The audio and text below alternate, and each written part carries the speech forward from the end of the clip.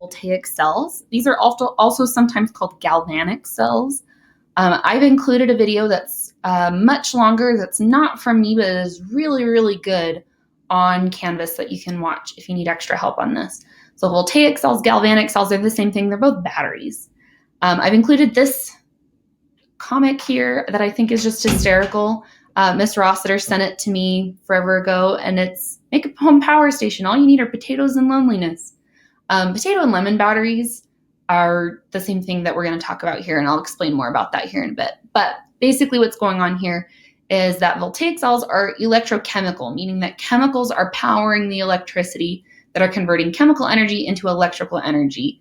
Sometimes spontaneous processes can be these. A lot of the times it's just batteries, but they have to be a complete circuit in order to work. In other words, it has to have an in and out. Your anode is your negatively charged site of oxidation, and a good way to remember that is anode, right?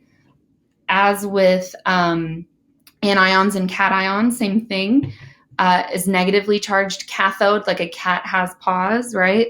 Positively charged site of reduction. So this is your chart here, and on your test, you're probably going to have to remember what part is what. So basically what we've got is we've got two different sides of a liquid container. Maybe it's two beakers that are connected, but in one side we have zinc sulfate, ZnSO4.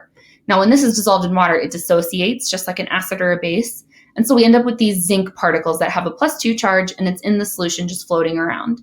On this side we have copper sulfate, which again dissociates in water, and so we end up with lots of copper particles floating around. We also are going to end up with two solid bars of metal. We have zinc right here, and we have copper right here. Now, on this side, what's going to happen, we've also connected the two, the cathode and the anode. This is your zinc anode and your copper cathode. We've connected those with a wire, probably something that's going to be good at conducting electricity, so a metal wire, probably copper.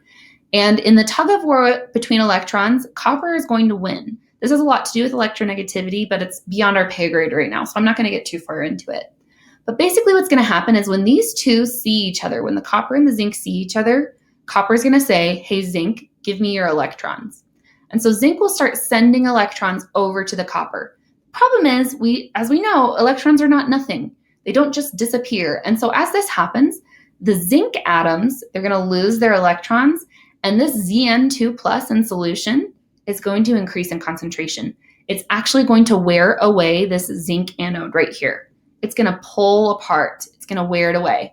And then on this side, our copper, it's going to gain electrons. And as it gains electrons, it doesn't want to be negatively charged. It wants to be neutrally charged. And so it's going to pull copper ions out of this solution.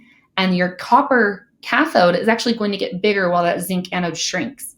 This is part of the reason that batteries run out of energy, is because eventually your cathode and anode run out. There's no more of it.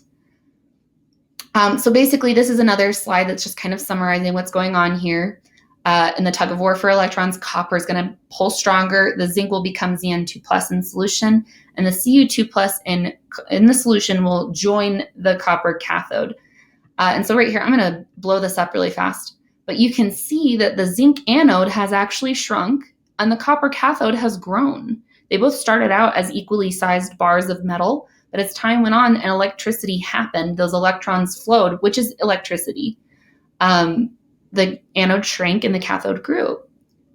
Now, in this case, you might have to tell me what's being oxidized, what's being reduced. And in this case, the thing that's being reduced, remember that reduction is gaining electrons.